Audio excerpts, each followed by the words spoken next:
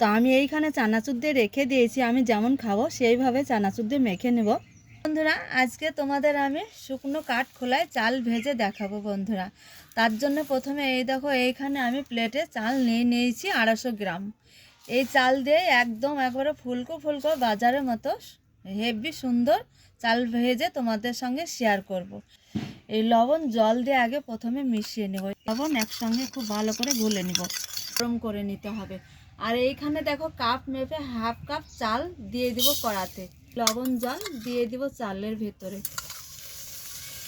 দেখো খুন্তি ছাড়াও এই কাঠি দিয়ে এইভাবে চালটাকে ভেজে নিতে হবে। মুড়িটা ভাজা হয়েছে, চালটা ভাজা হয়েছে, এবার ঢেলে নিব। দেখো কড়াই চাল দিয়ে দিয়েছি, আবারও দিয়ে দিব হাফ কাপ চাল, দেব লবণ জল। এইবার কাঠি দিয়ে সমানভাবে নাড়াচাড়া করতেই থাকবো অনবরত, সুন্দরভাবে এইভাবে নাড়াচাড়া করতেই হবে যাতে না পুড়ে যায় আর একদম ফ্রেশ সাদা হবে। চাল ভেজে ঢেলে নিয়েছি, এইখানে কড়াই সামান্য একটু তেল দিয়ে দিব, লঙ্কা নিয়েছি আর এই যে তেলে দিয়ে দেবো লঙ্কাটা, ভেজে নেব এই লঙ্কাটা।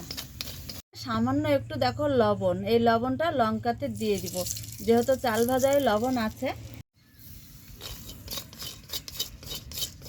ভাজা লঙ্কা চাল ভাজার মধ্যে দিয়ে দিব। শুকনো খোলায় চালটা ভেজে নিয়েছি আর দেখো শুকনো লঙ্কাও ভেজে নিয়েছি, এইখানে দিয়ে দিব চানাচুর।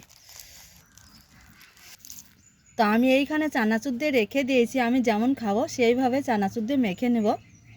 অবশ্যই করে তোমাদের বলছি, কথা দিচ্ছি, তোমরা শুকনো খোলায় এইভাবে লবণ জল দিয়ে চালটা ভেজে তবে খেয়ে আমাকে কমেন্ট করবে।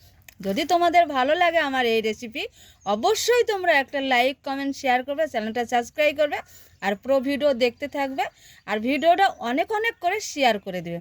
তাহলে আজকের রেসিপি এই পর্যন্ত, এইখানে শেষ করছি। পরবর্তী ভিডিও নিয়ে দেখা হচ্ছে বন্ধুরা। তোমরা যেখানেই থাকো ভালো থাকো, সুস্থ থাকো। টাটা তোমাদের।